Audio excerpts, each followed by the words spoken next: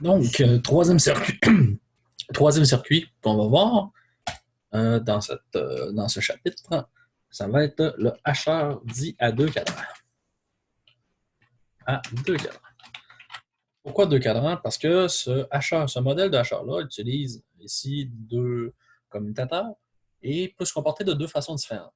Donc, la première façon, si on regarde un peu légèrement le circuit par rapport à ce qu'on a déjà vu, ici, on peut voir qu'on a un commutateur un peu comme dans la hacheur de Volta.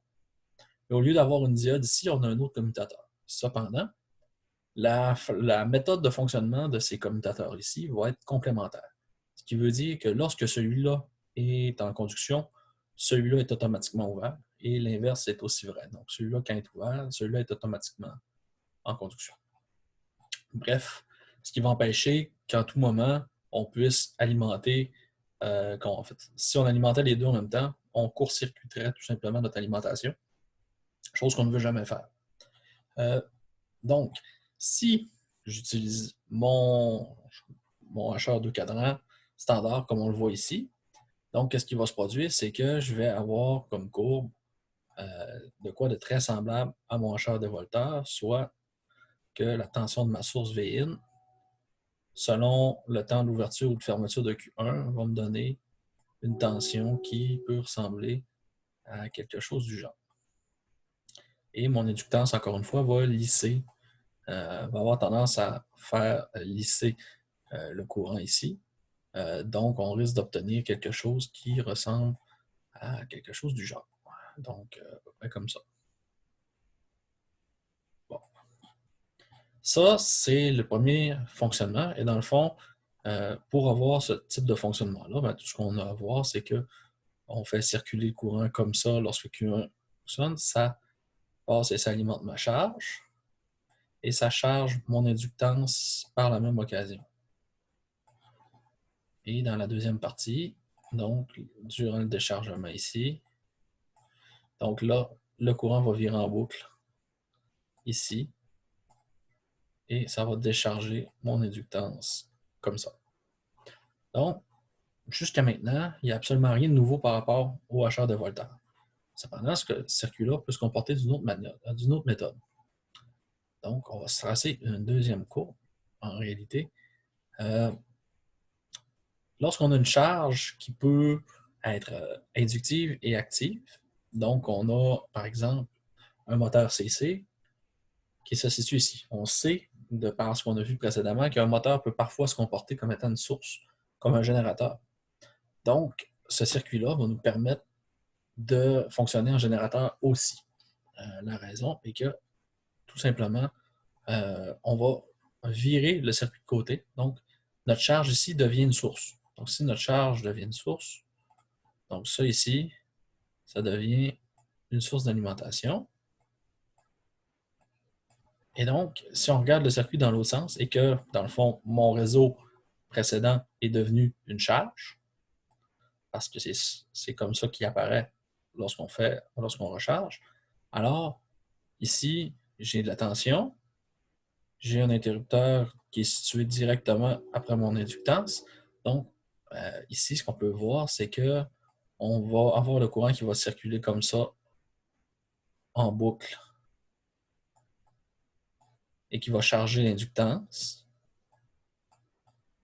très fortement étant donné qu'on est en circuit ouvert, en circuit, pratiquement en court-circuit pendant le moment où on charge notre inductance.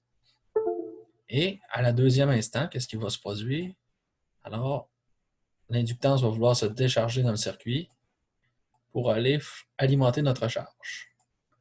Donc, en ce moment, notre circuit se comporte exactement comme un hacheur sur volteur, sauf que notre charge doit être de l'autre côté. Forcément, c'est notre charge qui est en train d'alimenter notre source, ce qui fait du sens aussi. Donc, si on avait une source, par exemple, de 12 volts et qu'on voulait alimenter un moteur à 5 volts, ben, ça ferait notre bonheur.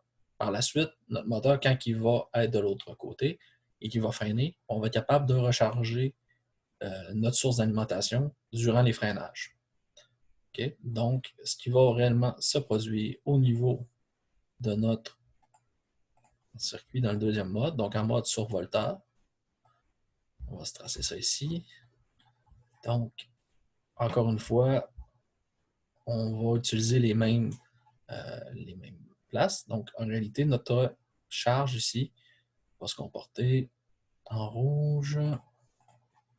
Donc, on va se comporter ainsi de suite, comme cela, et comme cela,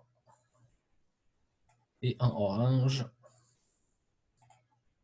lors de la deuxième période, comme ça.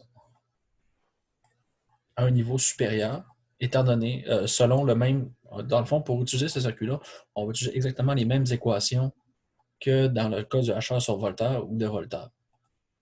Okay? Donc, ici, on va dire que E moyen est égal à E V in fois D. Et ici, on va dire que E moyen est égal à V in sur 1 moins D. Aucune différence avec les deux circuits, sauf que ce circuit-là permet de faire les deux. Et on remplace complètement la diode par des interrupteurs. La raison est que, tout simplement, on est capable de les faire fonctionner de façon complémentaire. Donc, il y a toujours un moment dans lequel on a réussi à faire circuler le courant quelque part. Donc, on n'est jamais dans les problématiques. Donc, pour l'achat de cadran, ben, l'utilité de ce circuit-là va notamment être de pouvoir alimenter une charge qui a la possibilité de devenir une source de temps à autre. Donc, un circuit, par exemple, si on avait un petit véhicule motorisé électrique, ça serait très intéressant d'utiliser ce genre d'alimentation-là. Ça nous permettrait de varier notre vitesse, mais il nous permettrait aussi de freiner fortement pour pouvoir, à l'aide de notre moteur en mode générateur. Et donc, ça nous permettrait d'alimenter, par exemple, notre batterie et d'éviter de gaspiller inutilement du courant en freinage sous forme thermique. Donc, dans ce cas-ci, on va vraiment vouloir préconiser le hacheur à deux cadrans beaucoup plus souvent que de prendre le hacheur à baisseur ou sur Voltaire. C'était comme un peu des étapes pédagogiques pour atteindre ce circuit de hacheur deux cadrans. Mais en même temps, je dirais, il existe beaucoup de hacheurs de Voltaire, vous allez quand même en croiser, hacheurs sur Voltaire aussi. Mais lorsqu'on veut faire du contrôle de vitesse pour une charge active, donc on va tomber souvent sur le hacheur 2 cadrans ou sur le hacheur 4 cadrans qui va être le prochain qu'on va voir dans la prochaine vidéo. Donc sur ce, bien important dans le fond, c'est juste de savoir dans quel sens on est sur le circuit pour choisir la bonne équation. Et donc de considérer ici aussi que quand vous êtes en mode sur Voltaire ici, le VIN devient la tension de votre moteur et non la tension de la source. Sur ce, bon, je vous souhaite de bon travail et on se revoit vendredi.